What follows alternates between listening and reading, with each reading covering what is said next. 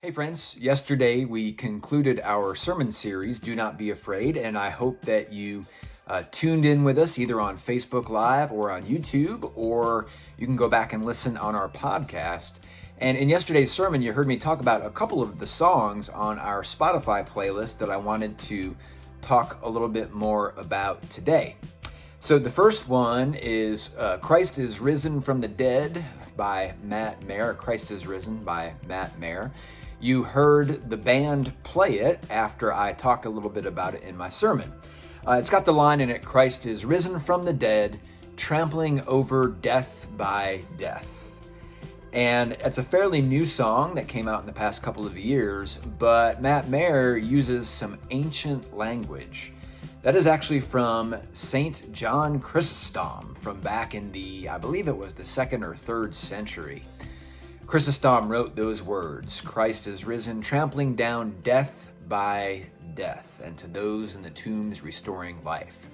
We've been using that for our sending forth all during the Easter season as well. Love those words. And you heard me say in the sermon yesterday that in trampling down death by death, it was like Jesus went into the bear cave. We've been going on this bear hunt all during the sermon series. So Christ actually ventured into the bear cave and basically let death take him. I love the way that Brian Zahnd puts it. He uses a nice modern day image for us. He talks about the movie Men in Black. Maybe you've seen that movie from back in the late 90s. And Will Smith and Tommy Lee Jones are agents that seek out alien life here on Earth. Anyway, in the final scene in Men in Black, or the ultimate scene where Tommy Lee Jones confronts the Bug, the villain of the whole movie. And Tommy Lee Jones basically yells out, eat me, and the Bug eats him and starts digesting him. But of course, Tommy Lee Jones has the weapon with him. And so he's able to basically kill the Bug from the inside out.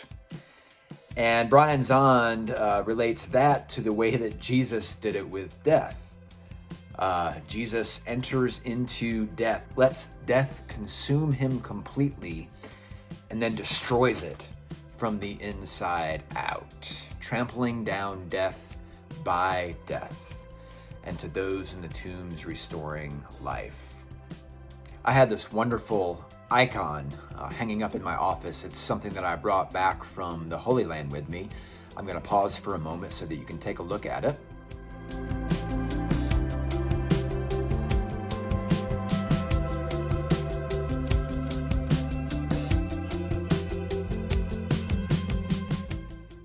This is called the harrowing of hell, and tradition states that in the Bible we don't get really what Jesus did for those the 3 days that he was in the tomb, but tradition says that while Jesus was dead, while he was in the tomb, he ventured down into death and he harrowed hell. He brought the saints up out of death, starting with Adam and Eve. And that's what this icon shows. Jesus grabbing them, pulling them back up from death up into life.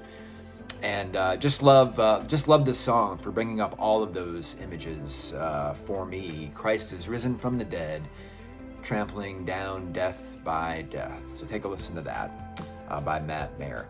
The song also goes on to say, come awake, come and rise up from the grave. And again, Jesus bringing up those in the tombs, restoring life.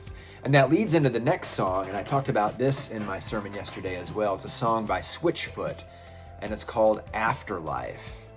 And the chorus says, I'm ready now, I'm not waiting for the afterlife. Why would I wait till I die, till I come alive? I'm ready now, I'm not waiting for the afterlife. And just eternal life. We always think that eternal life means after we die, we get to live on with God. And that's partly what it means. But it also means life that happens now when we decide to begin following the risen Christ. When we let him harrow our hells, whatever that may be for each and every one of us. When we let him raise the dead in our lives, whatever's dead in our life, and we let Christ raise that from us, that's when eternal life can begin. As I mentioned in yesterday's sermon, C.S. Lewis said that our thoughts on the afterlife greatly affect our lives now. And so if we believe that one day we will live on with God and that we too will enter into the cave, into the bear cave, let the bear take us, but then Christ has already defeated that bear and we will go and live on with God. If we believe that will happen then we can begin living like that now. We can begin living like Christ has raised the dead in our lives now. And we don't have to wait till we die to come alive. I'm ready now.